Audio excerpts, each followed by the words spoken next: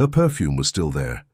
Steve Leonard stepped into the penthouse at 11:18 in the evening, tie loosened, his shoulders carrying that particular residual tension of a man who'd spent the entire day being the most important person in every room he'd entered. He didn't reach for the light switch. He knew this apartment the way he knew his own breathing. Every square foot of the 58th floor of Tower on the Park had been designed with the quiet arrogance of a man who had always understood, with surgical precision, exactly what he wanted from the world. But the perfume stopped him before his hand found the wall. Jasmine and cedar, Lisa's specific scent, the amber glass bottle she kept on the edge of the bathroom sink, and one Steve had never once mentioned out loud, because mentioning it would have meant admitting he noticed things that men like him weren't supposed to notice. He noticed. He always had. From the very first week she started leaving pieces of herself in his apartment, that scent had quietly become part of what the place meant to him. He just never said so. That was the grammar he'd been raised inside. You feel, you file it away, you act, but you don't say it out loud, because saying it out loud is exposure, and exposure is a form of weakness that men like Steve Leonard simply did not practice. The problem with that grammar, he would learn, is that it only works when the other person can read what was never written down. Lisa Sprouse couldn't, not because she lacked the depth for it, but because she had grown up in a world that had taught her over and over again that what goes unspoken probably doesn't exist at all. Lisa? The silence that answered wasn't the silence of someone asleep in the next room. It had weight to it. Her specific texture, the kind that settles in the chest a full beat before the mind catches up and understands what it means. He turned on the light. The living room was too clean. The chair by the entrance, where she always dropped her bag the moment she walked in, that oversized caramel leather tote he found impractical for any rational purpose, and which she loved precisely because of that, sat empty. The coffee table was bare. No forgotten mug going cold, no novel left face down at the page where she'd stopped reading. He went to the bedroom. Her drawer, the top one, which had started with a handful of items, and after 8 months held an entire small life's worth of quiet, ordinary things, was open, not ransacked, emptied with methodical care, the way someone does it when they've had time, when they've planned it, when they've known for a while now exactly what they were doing, and have been mentally rehearsing this moment for longer than they'd ever admit. Steve stood in the center of the bedroom for perhaps 30 seconds. For a man who made billion-dollar decisions faster than that, who had run Leonard Capital since he was 32 with a precision that kept competitors awake at night, 30 seconds of pure stillness was an eternity his own body didn't know how to contain. His jaw tightened. He was aware of it and did nothing about it. He crossed to the dresser. The red jewelry box was still there. He opened it. Empty.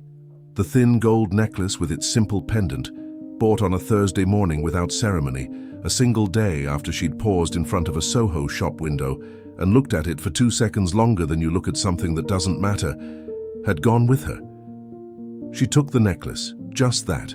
That one small golden thing was enough to crack open something inside Steve Leonard he hadn't known was there to be cracked, because she'd taken it, which meant she understood what it represented, which meant she had been paying attention too.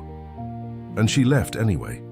He stood there a moment longer, not moving, not reaching for his phone, just standing in a room that had already started the process of becoming only his again. And the specific quality of that silence, the absence where her presence used to live, pressed against him like something physical. He became aware, distantly, of the faint trace of her perfume still clinging to the pillow on her side of the bed. He didn't cross the room to confirm it. He didn't need to. He called her cell 4 times, voicemail each time. He typed a text, "Where are you?" No exclamation mark, no visible urgency in the words, because Steve Leonard didn't make scenes. He never had. For years he'd mistaken that restraint for sophistication, the mark of a man who refuses to let emotion cloud clarity. He lay down on the bed that still smelled of jasmine and cedar, in an apartment more silent than it had ever seemed, and somewhere beneath the stillness and the control and the practiced composure of a man who had built an entire identity around never being caught wanting something he didn't already have, something quietly came undone. He began, slowly, painfully, in the way that real understanding never arrives all at once, to consider the possibility that the thing he'd believed was strength had been all along something else entirely.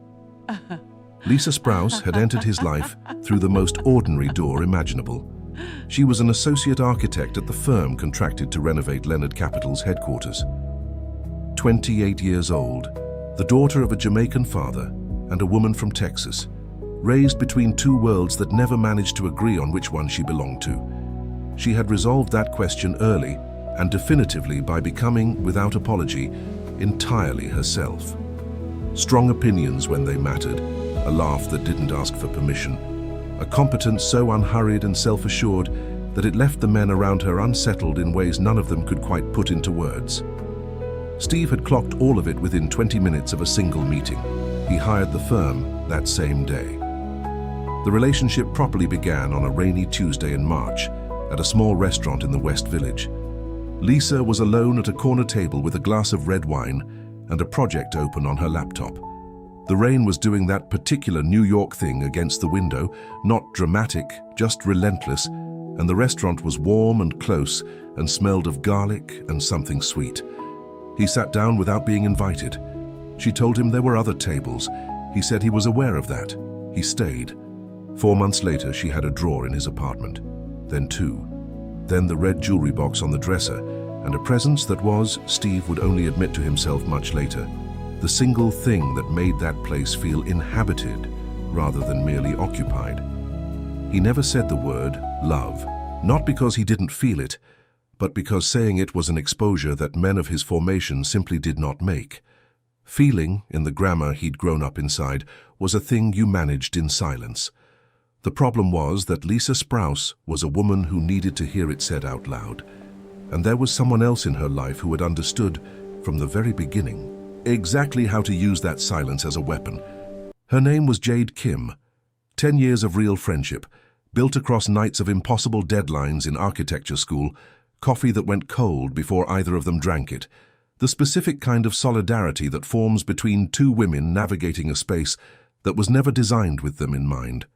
Jade knew everything about Lisa, the insecurities she hid behind good posture, the dreams she never said out loud because she'd learned early that naming a thing too loudly was a reliable way to lose it, the gold necklace and what it meant, even though Lisa had never spelled it out directly, the particular way Lisa went very quiet when she was genuinely happy. That old, trained in reflex of a woman who had grown up understanding that called out happiness had a way of disappearing. Jade knew everything. She used all of it. What makes a betrayal by a friend different from any other kind of betrayal is the intimacy of the map the other person holds.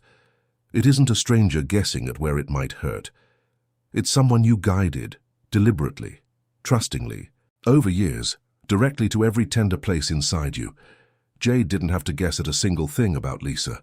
Every word she chose was an arrow fired from inside the walls, with the key Lisa herself had handed over. It started on a Friday afternoon, 6 weeks before Lisa disappeared. Coffee on Bleecker, a conversation that began casually. Jade arrived with that particular air of someone carrying something heavy and still deciding whether to set it down on the table between them, the kind of arrival that should have been a warning. "You have to promise me you won't react." Lisa knew that tone. She should have trusted what it made her feel. Jade opened her phone slowly. The photo showed Steve leaving a restaurant on the Upper East Side with a woman. His hand was resting at the small of her back, a small gesture, unhurried, the specific kind of easy that only happens between people who've done it before. "That's nothing," Lisa said with a steadiness that cost considerably more than it looked like it did. "Business dinners. I understand how his world works. I know you do." Jade closed the phone. "And I wouldn't be showing you this if that's all it was." A calculated pause. "I reached out to someone inside his company, someone who's owed me something for a long time, and what they told me is that Steve Leonard is the kind of man who keeps people close for as long as they're convenient, that you're in that apartment because you're beautiful, because you don't ask for things, because you don't create problems, but that when he's ready to build something real, a family, a marriage, whatever that looks like for him, it'll be with someone from his world, Someone he doesn't have to explain. The silence that followed had a physical quality to it. Lisa's fingers were still wrapped around her coffee cup, and she didn't move them. "He's never talked about a future with you," Jade continued, her voice softening into something that sounded almost reluctant, the tone of someone merely stating what is already obvious. "He's never said he loves you." "Almost a year, Lisa. He has never said those words." Lisa looked at her coffee going cold. "I'm telling you this because I care about you. Because you deserve someone who chooses you out loud, not someone who keeps you in comfortable silence. There's a particular kind of lie that carries 70% truth inside it. Not the obvious lie, the clumsy one you catch and dismiss on instinct. The one that sounds measured. The one that takes the doubts you were already feeding in private, the ones you've been turning over alone at 3 a.m, and hands them back to you with a credible source attached.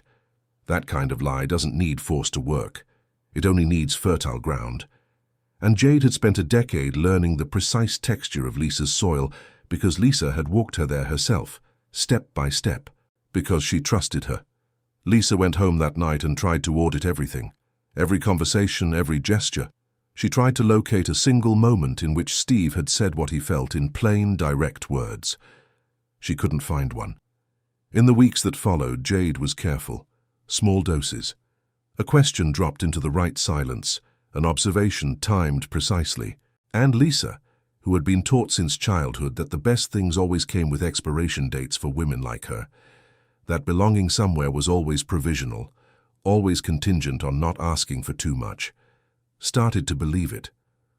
On a Monday morning in the bathroom at work, Lisa took a pregnancy test. 2 lines. She sat on the edge of the closed toilet lid and stared at the result for a long time. Long enough that the overhead light flickered once. Long enough that the muffled sounds of the office outside, a phone ringing, someone laughing in the hallway, felt like they were coming from another building entirely. A colleague knocked on the door and asked if everything was okay. "Fine," Lisa said. Her voice perfectly level, the voice of a woman who had spent her entire life practicing the art of sounding whole when she wasn't. She wasn't. She had already decided to leave before the pregnancy. That decision had been made and stored somewhere deep in her chest, with the cold calm of a person who has already grieved the difficult thing and arrived at the far side of it. The pregnancy didn't change the decision. It compressed it, turned something that would have been merely painful into something that now had a deadline. Because staying meant showing Steve the test. Staying meant waiting for the response she was already certain she'd receive. Measured, efficient, practical. A problem being managed by a man who was very good at managing problems. She couldn't bear to hear him use that voice on this. On Thursday evening, while Steve was at a dinner in Midtown, Lisa stood in the center of the bedroom for a moment before she started. She didn't look around the way people do in movies, cataloging sentiment. She just stood there, one breath, and then she opened the closet. She packed one bag with what mattered, documents, the essentials, the gold necklace, and she walked out of the apartment on the 58th floor for the last time.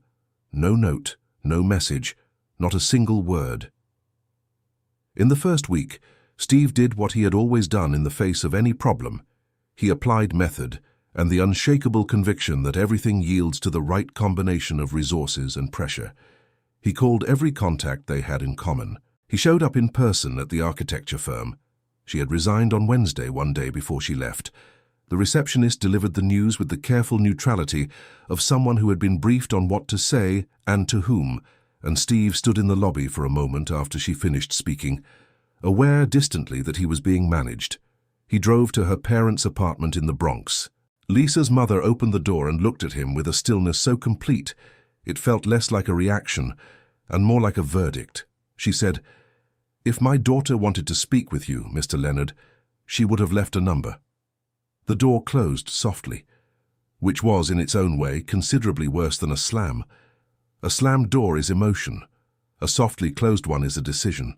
In the second week, he hired Marcus Webb, a private investigator in his mid-50s, with brown eyes that had processed so many iterations of human failure and human longing that they had long since arrived at a kind of resigned peace with the general imperfection of people.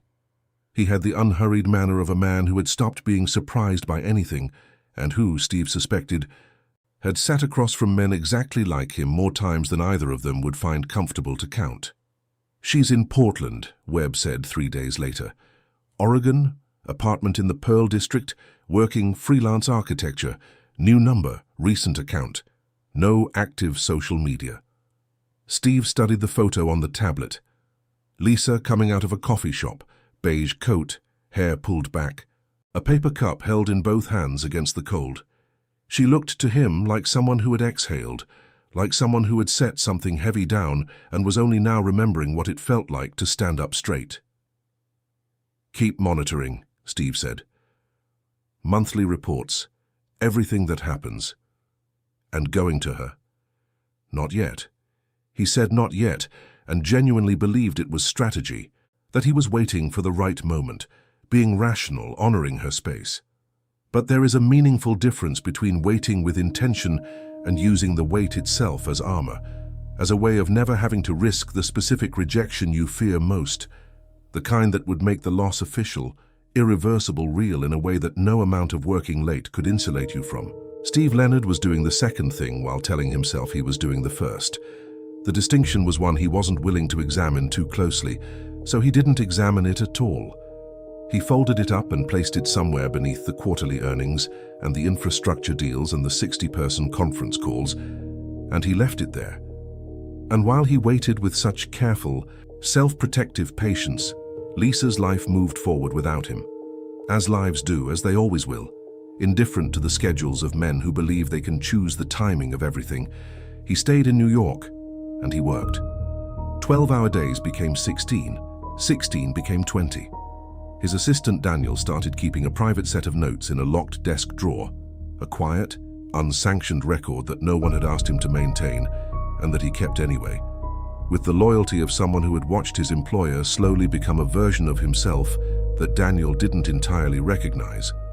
Monday, didn't touch lunch.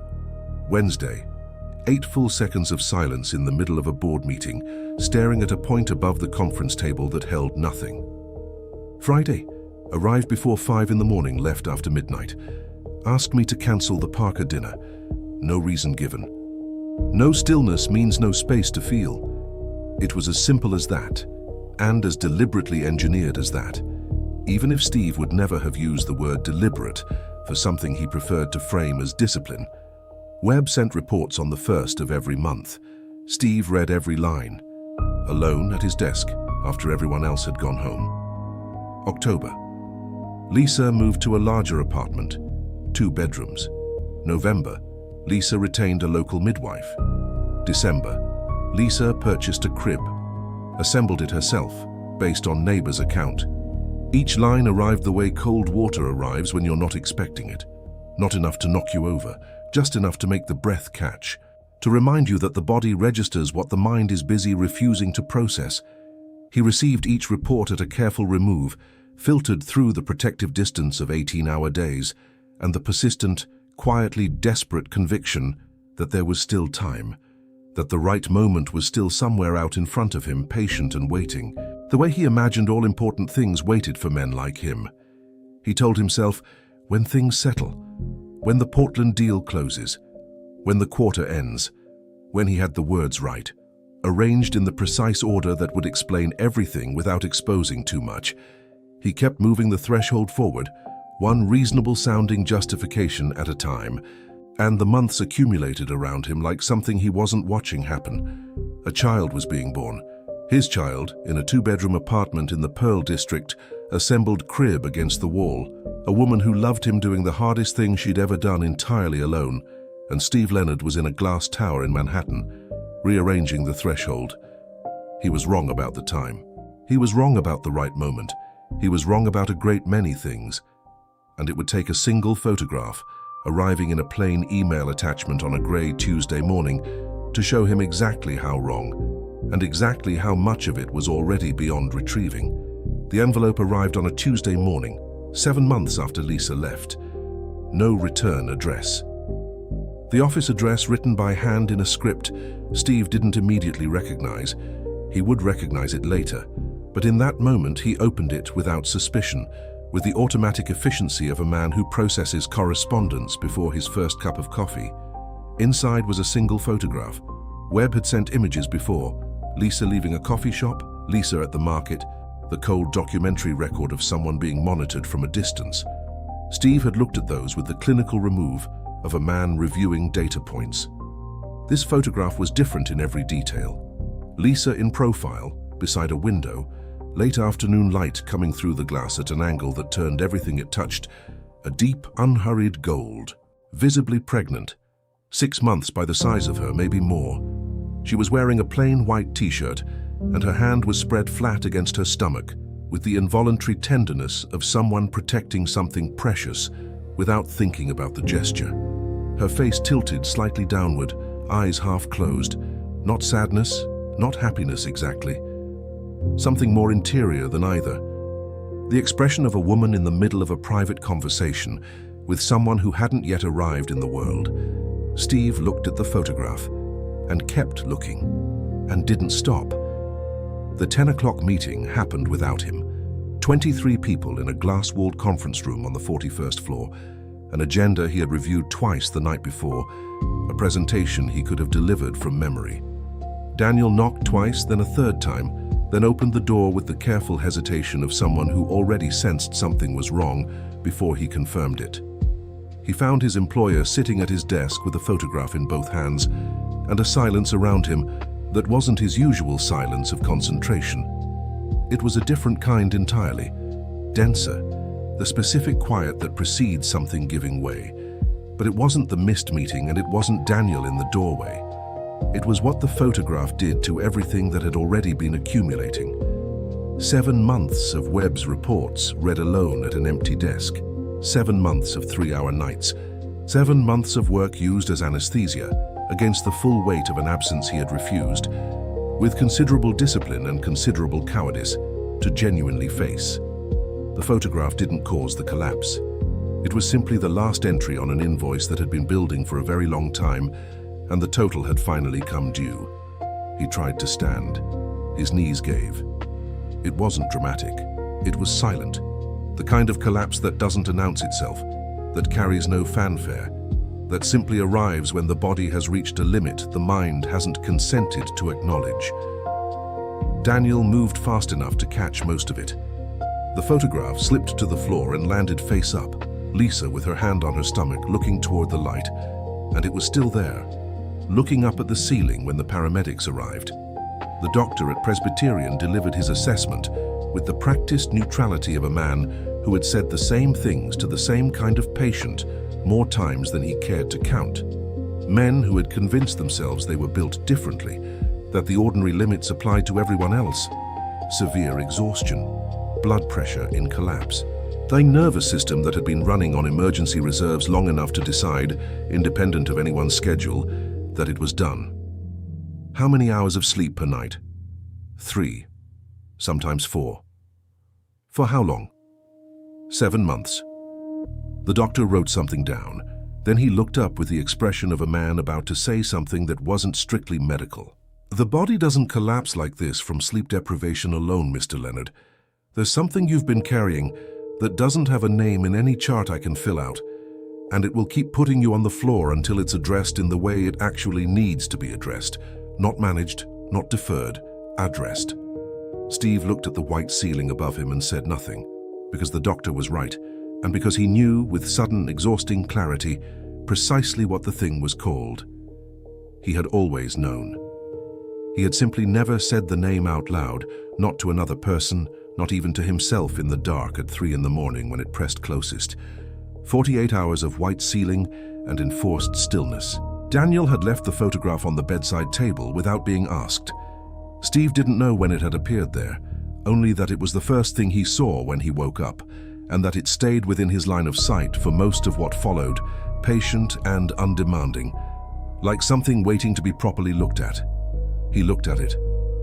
For the first time, without distance, without the protective remove of a man reviewing information.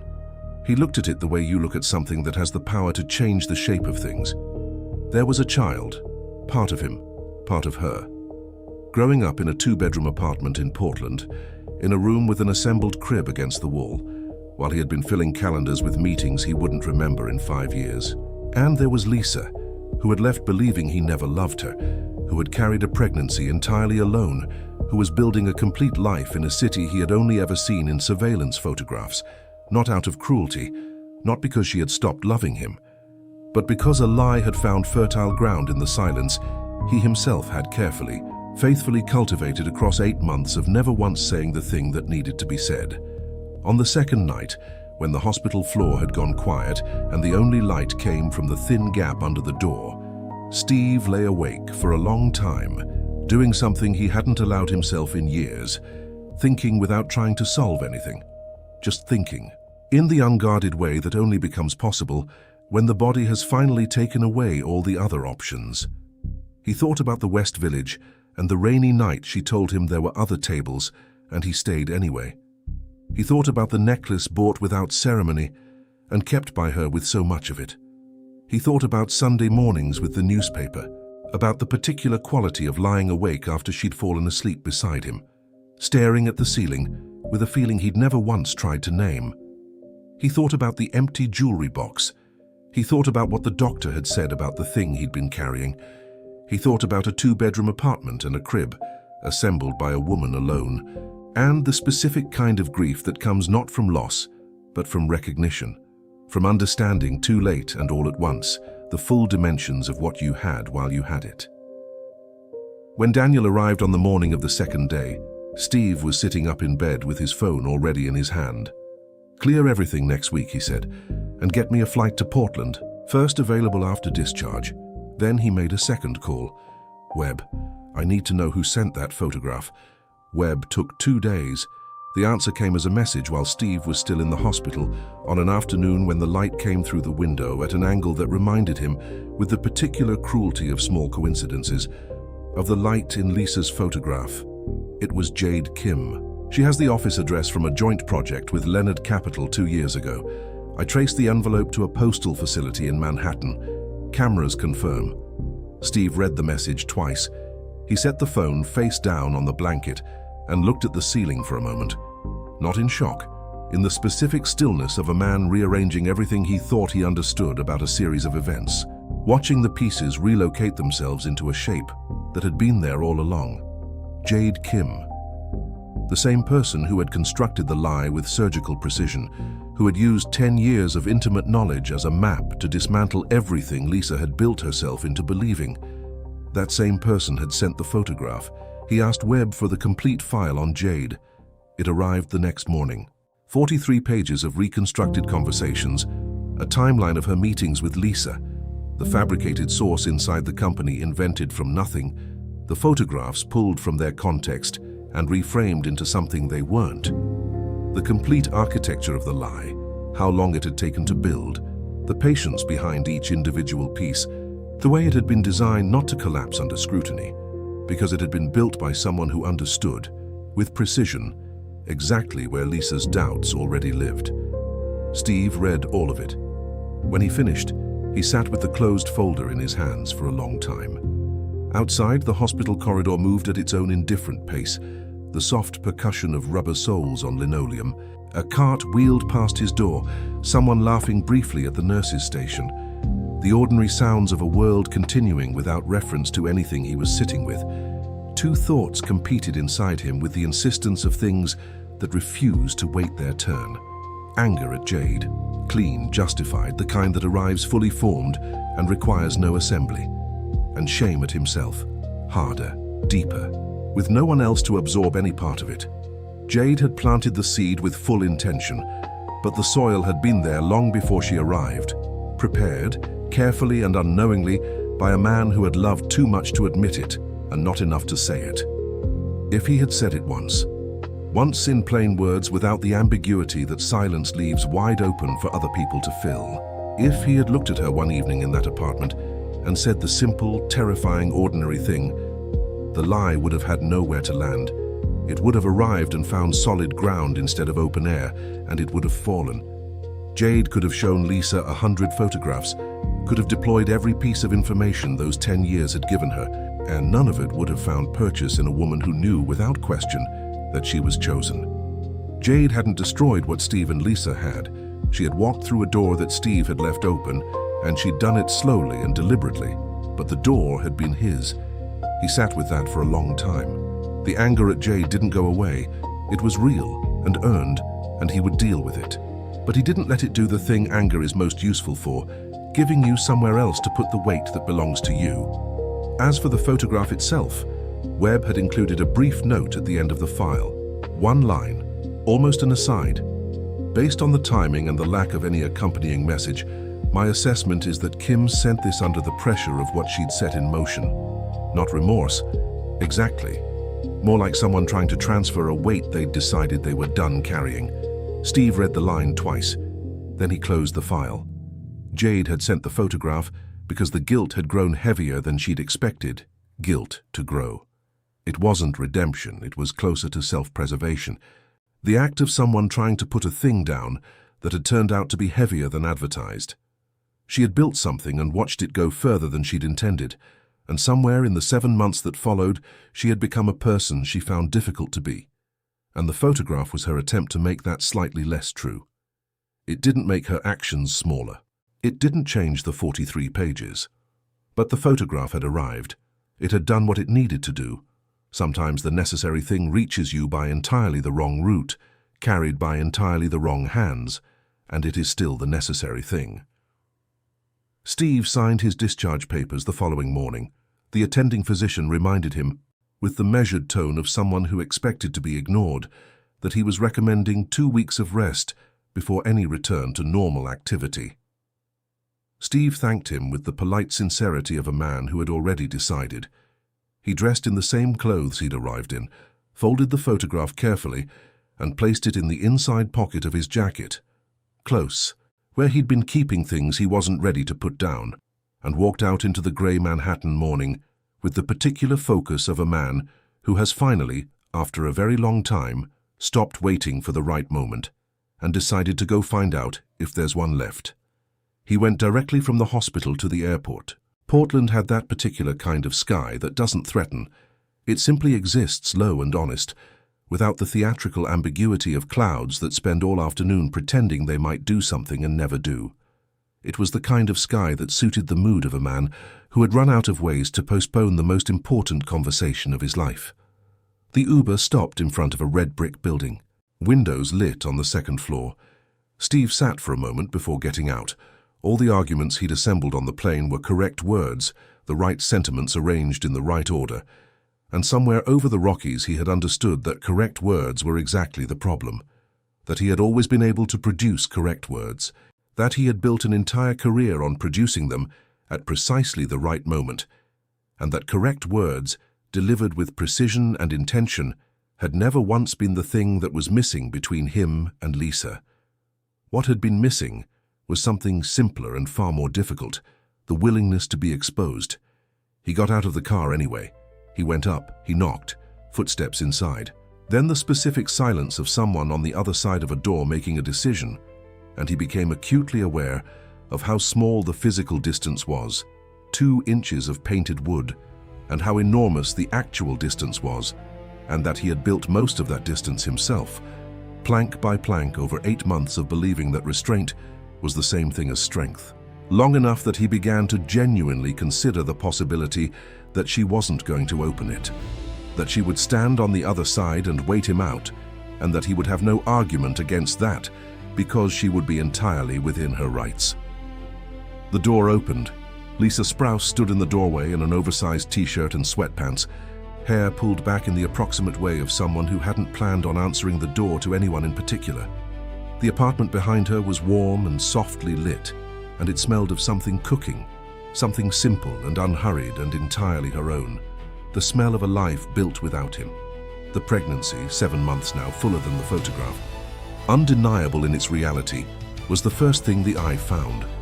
She looked different than he remembered, not diminished. If anything, the opposite.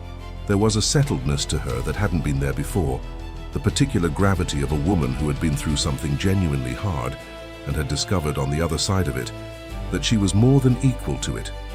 Not unchanged, denser, more certain of her own weight. Steve had prepared for many versions of this moment on the plane. He had not fully prepared for the version where seeing her undid something in his chest before he'd said a single word. Her eyes found his. What was in that look was not relief, and it was not openness, and it was not the remnant of something soft that he could appeal to. It was a wall, measured, deliberate, and entirely earned. How did you find me? I never stopped knowing where you were. Something in her face closed further, not in surprise, but in the specific way a person's expression changes when a suspicion they'd been carrying is confirmed. So you knew, she said slowly, letting the weight of each word settle completely before the next one arrived. You knew where I was for 7 months, and you didn't come. I know there's no justification. No, there isn't. Her voice didn't rise. It didn't need to. It was low and anchored, and more devastating for its steadiness. The voice of a woman who had already had every version of this conversation alone at 3 in the morning, and had long since moved past the part where she needed to perform the anger. So what are you doing here now? What changed? I received a photograph of you, pregnant. A brief pause, and collapsed. She said it looking directly at him, no sarcasm in it, just a flat, precise statement of fact, the kind that lands harder than any accusation. Daniel called me from the hospital. He wanted me to know you were going to be all right. Something moved briefly across Steve's face. Not quite surprise, not quite gratitude. Something more complicated. You didn't ask to be notified. No. The word sat between them. One syllable that contained everything she hadn't said. That she'd answered the phone when Daniel called. That she'd listened. That she'd stayed on the line long enough to confirm you were breathing, and that none of that meant what he might want it to mean. I needed to see you, Steve said. Not because of the baby. Even before I knew, I needed to see you because I was wrong about a great many things, and I needed to say that while standing in front of you. Not in a text, not from 3,000 miles away, in front of you, where you could look at me and decide for yourself whether it was real. You've always been good at saying the right things when you need something. Even when you weren't saying much at all, you were somehow saying exactly what kept me there. That's not what this is. How would I know the difference, as she asked, and the question came out quieter than anything that had preceded it, which made it more difficult to receive, not less. It wasn't a challenge. It was a genuine inquiry from a woman who had trusted her own reading of a person once and had been wrong enough about it to lose 7 months of her life. She wasn't asking to wound him. She was asking because she genuinely didn't know, and she'd learned the cost of pretending otherwise. Steve was quiet for a moment. You don't, he said. Not yet. That's the honest answer, and I'd rather give you that than something that sounds better and means less. You don't know, and I can't hand you certainty, but I'd like the chance to build it, if that's something you're willing to consider. Lisa looked at him. The baby shifted, a slow, distinct movement beneath her ribs, and she brought one hand to her side without thinking. That same unconscious gesture from the photograph, and something about seeing it in real life, unhurried and unperformed, made the photograph feel like it had been preparing him for exactly this moment. Steve saw it. He looked at her hand, then looked away, and the looking away cost him something visible. The distance between them wasn't only the doorway. It was 7 months of reports read alone in an empty office, each one a small, deliberate cut he'd absorbed and filed away. It was a 2-bedroom apartment he'd never seen, assembled without him, furnished with decisions she'd made entirely on her own. It was a lie that had worked because there had been a real silence for it to land in. His silence chosen and maintained for 8 months because he had confused the withholding of feeling with the mastery of it. She knew that. He knew she knew it. I don't need you here, she said. I want to be clear about that. This baby and I are fine. We're not waiting to be rescued. We are not a problem you've come to solve. I know that. Then what are you? Because I love you. The words came before the calculation could catch them, and they came differently than anything else he'd said.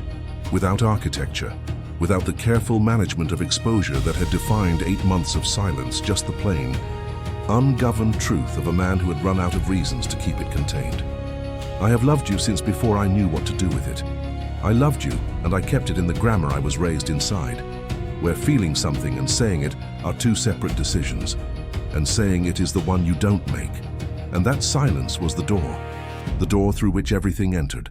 I know that knowing it now doesn't restore what you lost. I'm not here because I think it does. I'm here because you deserve to hear it said out loud, in plain words, before anything else, before any conversation about what happens next or what I'm asking for or what any of this means. Just that. Just the truth, finally, in the right direction. The silence that followed was different from all the silences that had come before it in their story. Not the silence of something unsaid, but of something finally, irreversibly said. The kind that changes the acoustics of a room. Lisa stood very still in the doorway, one hand still resting against her side, and the thing moving across her face wasn't softness and wasn't surrender. It was something more careful and more real than either of those things. The expression of a woman taking inventory of what she actually feels without the narrative she'd been living inside for 7 months to organize it for her. The moment stretched. "I need to think," she said finally. Her voice was quieter than it had been. "And I need you to go now." She closed the door. Steve stood in the corridor afterward and didn't move immediately. The building held its ordinary sounds around him. Rain against the hallway window, a television through someone's wall. The muffled rhythm of her life continuing on the other side of a door that was closed. But not, he thought, locked in the way it had been 10 minutes ago. He wasn't certain of that, but he let himself believe it carefully without putting too much weight on it. He went downstairs, stood on the wet sidewalk with his hands in his jacket pockets, looking at the rain-slicked street, the lit windows of the building above him. He didn't leave. He stood there in the Portland rain until the cold was thorough and complete, turning something over that wasn't a plan and wasn't a strategy, just a quiet, unfamiliar willingness to occupy uncertainty without engineering his way out of it. To wait this time, not because he was afraid of what came next, but because she needed him to, and because what she needed had finally, belatedly, become something he was capable of putting ahead of what was comfortable. He called the rental agency Webb had noted in the file. He had an apartment by that evening, 3 blocks from hers. He didn't go to her door the next day, or the day after that. The apartment he'd rented was quiet in the way that unfamiliar places are quiet, full of the sounds of a building he didn't know yet, pipes and neighbors, and the particular rhythm of a street that wasn't his. He made coffee in a kitchen that smelled of fresh paint, and sat at a table with nothing on it, and did something he hadn't done voluntarily in years. He waited without filling the waiting with anything. On the 3rd day, she opened her door to leave and found a paper bag on the welcome mat. Inside, coffee from the roastery 2 blocks away, the one she had mentioned once, months ago in passing, in a conversation about Portland that he had listened to more carefully than she'd known. A small note in his handwriting. "You don't need to respond to any of this. I just wanted you to have good coffee today." She stood in the doorway for a moment, the bag in her hands, reading the note twice. Then she took it inside. She didn't call. The following week he appeared at the park she frequented in the mornings, not because he'd tracked her schedule, but because the park sat naturally between her building and the coffee shop, and when he saw her moving along the path, he walked to the edge of the sidewalk. "How are you?" he asked. She stopped, looked at him with the measured attention she'd been giving everything lately, the careful appraisal of a woman who had learned not to answer that question automatically. "Fine. Everything's normal.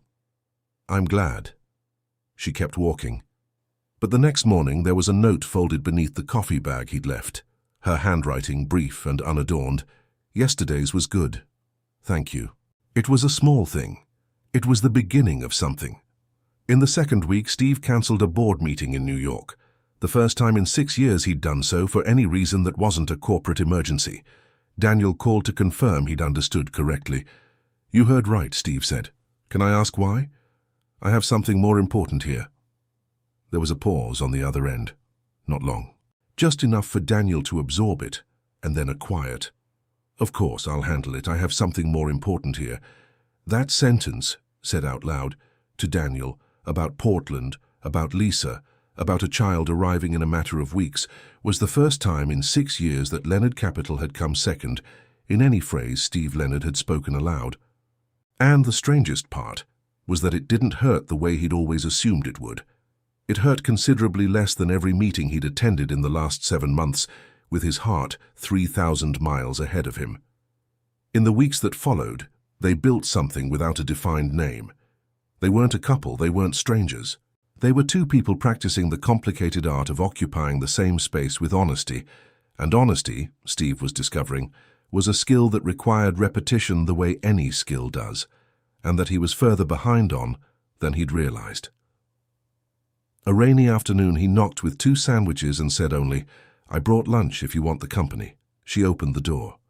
They ate at her small kitchen table, the rain making its steady case against the window behind her, the apartment warm and slightly cluttered with the evidence of a life in active progress. Project drawings spread across the counter, a baby monitor still in its box on the shelf, a pair of small shoes she'd bought and left by the door, as if testing what they looked like there. He didn't talk about them, about what they were or weren't or might be. He talked about a project he'd seen sketched on her drafting table during an earlier visit, asked questions about it with the genuine attention of a man who found her work interesting independently of everything else. He talked about a meeting that morning that had been structurally absurd. He talked about Portland, about how it was starting to make a certain kind of sense to him, the way cities do when you stop treating them as temporary. Lisa listened, offered comments, disagreed with him once about something urban and architectural, clearly and without softening it. And the disagreement had the ease of 2 people who have known each other long enough that friction doesn't feel like danger. And sometimes, not always, not freely, but sometimes, she smiled. That particular smile of hers, the one that started before she decided to let it, the one she'd always tried not to let grow too large, because large feelings had historically been the ones that cost her most. It existed. It was real. It was there. One afternoon, she was exhausted in the specific way of late pregnancy, compounded by a difficult client and a night of bad sleep, and things came out of her that weren't about Steve. They were about everything. The accumulated weight of it, the fear of delivering alone, the particular 3 a.m. dread that arrives without a specific address, the terror of loving someone before they've arrived in the world and having no framework for how enormous that love already was. She said hard things. She said them without filtering them first, the way people do when the tank is empty, and the careful management of presentation becomes a luxury they can no longer afford. Steve sat with it. He didn't reach for solutions, didn't produce a list of practical next steps, didn't do what he had done his entire adult life with every difficult thing that landed in front of him, didn't try to reduce it to a problem with a structure and a resolution. He simply stayed in the room with her and let the hard things be hard without trying to fix them into something more manageable. And it cost him a specific effort that she couldn't see and that he didn't mention. He just stayed. A few days later, she said to him with the direct, undecorated honesty that had always been characteristic of her, "That day, you stayed without trying to fix it. That mattered more than anything you could have said." It was a small acknowledgement. It arrived in him like something that had been a long time in transit. Not dramatic, not the relief of a grand resolution, but the quiet, cumulative kind of progress that doesn't announce itself, that you only recognize when you look back and realize the distance covered. It was a small thing. It was enormous. And in the evenings, walking the 3 blocks back to his own apartment through Portland's unhurried rain, Steve Leonard was becoming, slowly and without fanfare, someone he hadn't been before. Not a better version of the man he was, something more honest than that. A man who was learning that presence is not the same as proximity, that staying is not the same as waiting, and that love, practiced correctly, looks less like a feeling you protect and more like a choice you make again every single morning. In the small and ordinary and unglamorous ways that no one outside the room ever sees, he was learning, he was late, he was there. On a Thursday evening, 5 weeks after Steve arrived in Portland, Lisa's phone rang. She was in the kitchen waiting for the kettle, the apartment quiet around her in the particular way it got at that hour, the street outside gone soft with rain, the baby shifting slow and deliberate beneath her ribs, the kind of stillness that makes a ringing phone feel louder than it is. She looked at the name on the screen for 3 full rings. Then she answered. "Lisa." Jade's voice on the other end was different. The careful cadence that Lisa now recognized in retrospect as architecture, as something constructed and maintained, was gone. What remained was just a voice. tired in the way of someone who's been carrying something heavy for long enough that the effort has become its own kind of exhaustion. "I know you probably don't want," I answered, Lisa said. A brief silence. "I sent him the photograph," Jade said. "The one of you pregnant. I know you know that. And I know it doesn't change what I did before any of it.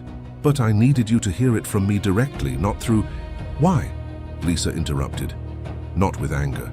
With the genuine, undefended question of someone who wants to understand a thing fully before deciding what to do with the answer. Jade was quiet for a moment. The silence had a different quality than the silences in their old conversations. It wasn't being managed, wasn't being used. It was just a person sitting with the difficulty of saying something true. "Because I spent months watching what I'd done," Jade said finally. "Watching you alone, watching him looking, watching the thing I'd built do exactly what I'd built it to do, and understanding, really understanding, not abstractly, that I had taken 10 years of your trust and used it as a tool for something small and jealous, and beneath both of us."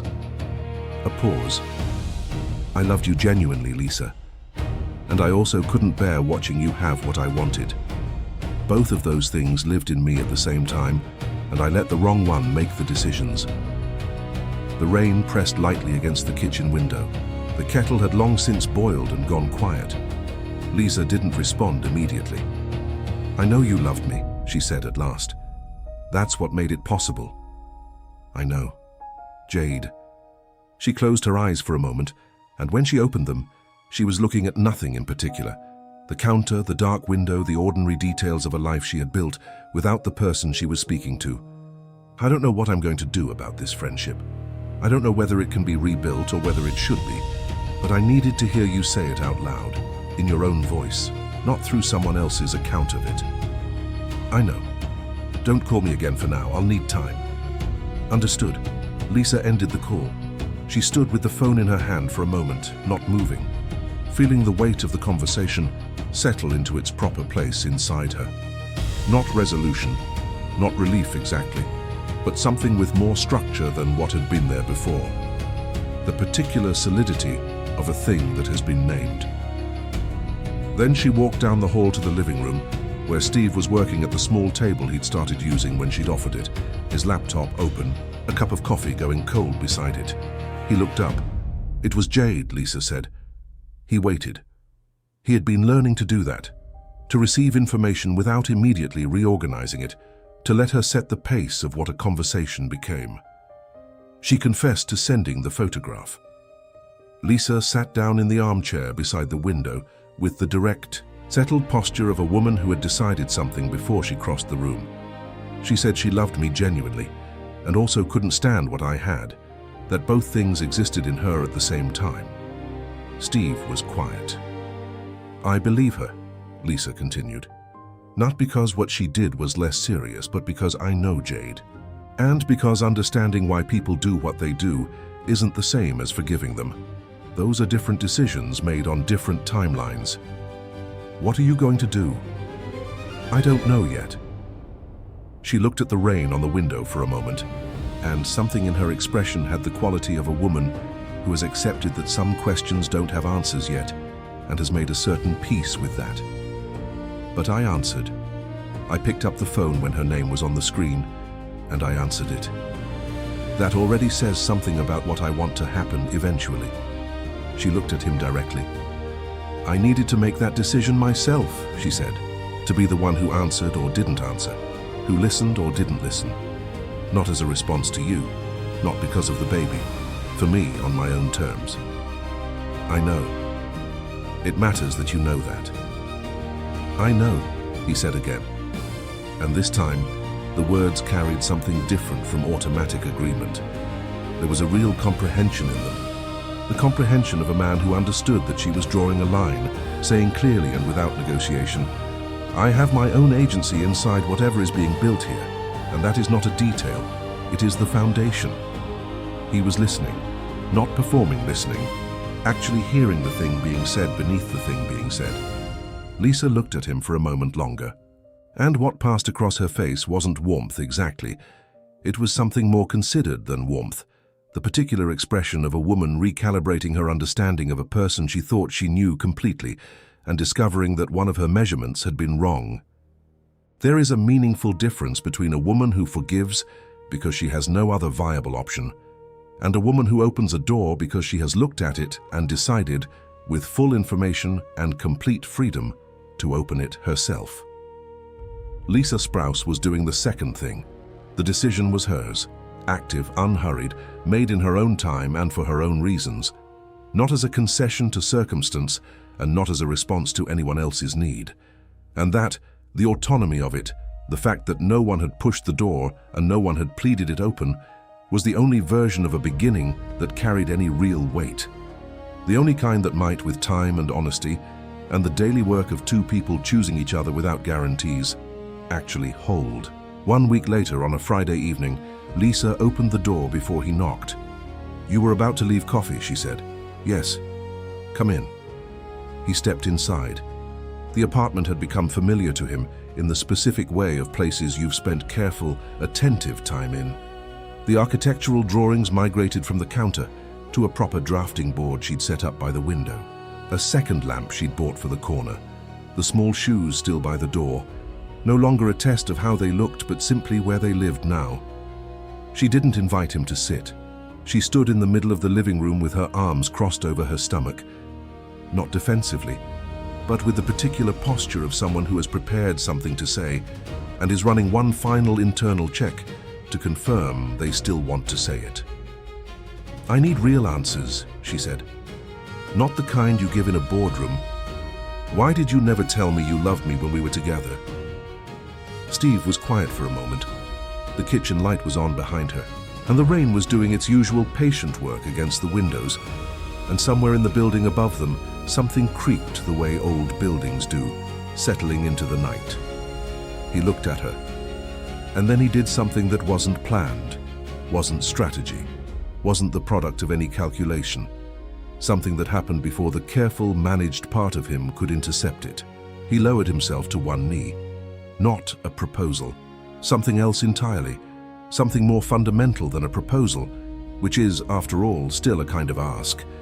This was a man who had spent his entire adult life upright, in control, never bending toward anything or anyone, placing one knee on the worn linoleum floor of a small kitchen in Portland, because the words he needed to say deserved more than the safe, managed posture of a man who still had the option of standing above what he'd done.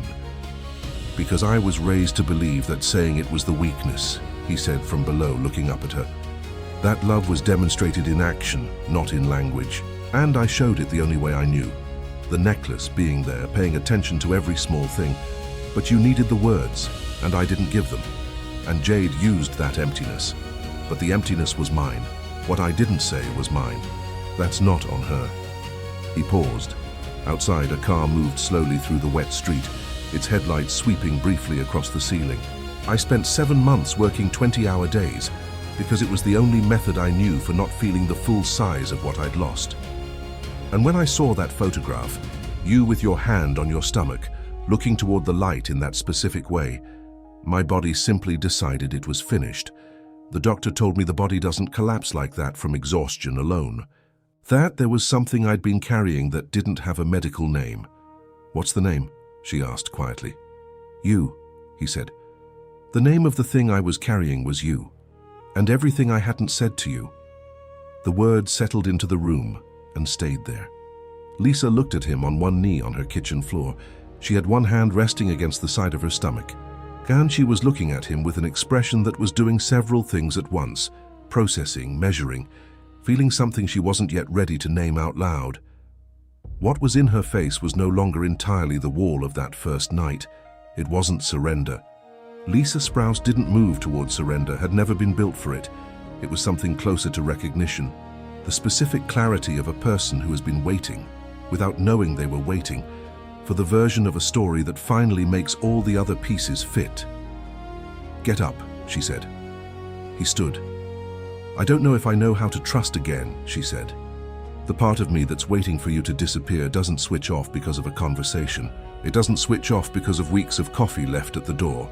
I know, but..." She paused, and the pause had the quality of someone selecting words with the precision of a woman who understands that what she says next will matter and doesn't want to say it wrong. You stayed. When I closed the door in your face, you stayed in Portland. When I didn't respond, you didn't push. When I fell apart from exhaustion, you sat with it instead of trying to fix it into something more manageable. Those aren't the gestures of a man who's here because he feels obligated. I know what obligation looks like. I've seen it. That's not what this is. I'm not here out of obligation. I know, she said slowly, with the particular weight of someone confirming a conclusion that took a long time and considerable cost to reach. I'm still afraid, but I know. The rain continued against the windows. Neither of them moved to fill the silence, and the silence didn't need to be filled. It was the comfortable kind, the kind that only exists between people who have stopped performing ease and arrived at the actual thing. You can keep coming tomorrow, she said. It was a quiet sentence, practical in its construction, domestic in its smallness. It contained no declarations and no promises, and no grand architecture of what came next. It was a door opened one careful increment, not flung wide, not ceremonial, just genuinely freely opened by a woman who had looked at it and decided on her own terms and in her own time that she was ready to let the light in. It was very little. It was in the accounting of two people who had cost each other something real and were slowly, honestly learning to choose each other anyway. Everything. 1 week before the due date, on a Tuesday in the deep middle of the night, Steve's phone rang at 2:47. He answered on the second ring. He'd been sleeping with the volume at maximum since she entered her 9th month, phone face up on the nightstand, the habit of a man who had decided that being available was the smallest possible version of what he owed her. I think it's time, Lisa said, with the surprising calm of someone who had prepared for this moment in careful detail and was nonetheless speaking from somewhere slightly outside herself. I'm already leaving. He was there in 4 minutes. She was at the door with the bag she'd packed weeks earlier, wearing the grey cardigan she'd had on the last 3 times he'd seen her hair loose, her face carrying that specific expression of someone managing pain with the controlled focus of a woman who has spent her life deciding what other people get to see of what she's feeling. He took the bag without asking. She didn't object. In the car, after a few minutes of silence that neither of them moved to fill, she said, "I'm scared." "So am I," he said. She looked at him sideways. "Really? Of quite a few things at 2 in the morning." She considered that for a moment. Not the words exactly, but the texture of them, the absence of performance in them. Then she placed her hand over his on the gear shift, the first spontaneous, uncalculated gesture she'd made since he arrived in Portland, offered without deliberation and without any weight of what it might mean. It lasted only a few seconds before she needed the hand back, but it happened, and it was the kind of small thing that, in the accounting of two people rebuilding something, gets remembered long after larger gestures are forgotten. A hand placed over another hand in a car at 2 in the morning, driving toward whatever comes next. Sometimes that is the entire world, held in a single moment. The labor lasted 8 hours. Steve stayed. Not in the delivery room, she hadn't asked and he didn't assume. He stayed in the corridor on a plastic chair with bad machine coffee, in the particular suspended state of someone for whom time has temporarily stopped meaning its ordinary thing, sending updates to Daniel, who responded with emojis that an executive assistant had absolutely no professional business using in work communications, but which were, without question, exactly what the situation required. At 11:42 in the morning, a nurse opened the door. "Are you the father?" "Yes." "You can come in." The room smelled of antiseptic and of the specific exhaustion of 8 hours of labor, a dense, earned smell, the smell of something enormous having just been done. Lisa was propped against the pillows, hair loose and damp, wearing the expression of someone who has just accomplished something immense and is still in the process of taking its full measure. And in her arms, wrapped in a pale blue blanket, one small fist closed near his face, eyes shut with the absolute seriousness of a newborn who is still conducting his own private assessment of whether the external world merits the effort, was the boy. Steve stopped in the doorway. Lisa looked up. And what was in that look was different from every other look she had given him since he arrived in Portland. No wall, no carefully maintained distance, no protective calculation. Just the clear, unguarded gaze of a woman too exhausted for anything that wasn't entirely real. "Do you want to hold him?" He crossed the room, sat in the chair beside the bed, and Lisa placed her son in his arms with the specific care of someone transferring the most precious thing they have ever held. There isn't sufficient language. I've tried to find the words for what it is to hold your child for the first time, and every sentence I reach for makes the thing smaller instead of representing it. So I'll only say this. Steve Leonard, who had built an empire, who had dismantled competitors with precision, who had presided over rooms where billions changed hands with the casual ease of someone passing the salt at dinner, was completely, absolutely undone by 4 kilograms of person who couldn't yet fully open his eyes. The boy was quiet. He breathed with the absolute tranquility of someone who has not yet learned the weight of the world, who knows only warmth, only the sound of a voice, only the immediate and sufficient fact of being held by someone who isn't going anywhere. Steve looked at him for a span of time he couldn't have measured. Then he raised his eyes to Lisa. "Noah," he said, the name he had first read in one of Webb's reports months ago, in a different context entirely, and which now carried a completely different gravity, the name of a person he was holding in his arms. "Noah," she confirmed. Silence. The good kind. The kind that doesn't ask to be filled. That means something has been settled. "Thank you for giving him my last name," Steve said quietly. "He deserved to know where he came from." She paused. Her voice had the quality of someone saying something they've carried for a long time and are only now setting down in the right place. "And I never stopped believing you'd show up, at some point, some way. Even when I was angry, even when I told myself I'd stopped expecting it, I was still expecting it." Steve looked at her. "I took longer than I should have. Yes. I won't be late again." Lisa looked at him sitting there with their son in his arms. This man who had arrived at her door with his arrogance broken, and his knee on the floor, and coffee left on the welcome mat, and the quiet, steady presence of someone learning, for the first time, to love in a language another person could actually receive. Who was still learning? Who would keep learning? Who, when she had closed the door in his face, had gone 3 blocks away and stayed? "I know," she said. And this time, when she said it, those 2 words contained something beyond acknowledgement. They carried the particular weight of a decision made freely, with full information, by a woman who had every reason to protect herself and had chosen, on her own terms, not to. Not forgiveness as surrender, not trust as naivety. Choice, clear-eyed, deliberate, and entirely her own. Noah Leonard Sprouse, 4 hours old, one fist closed, the father's jaw and the mother's eyelashes, slept in Steve's arms while the Portland light came through the hospital window the way it always did in that city. Honest, unhurried, gold without drama. The kind of light that doesn't make promises it can't keep. Sometimes that is precisely enough.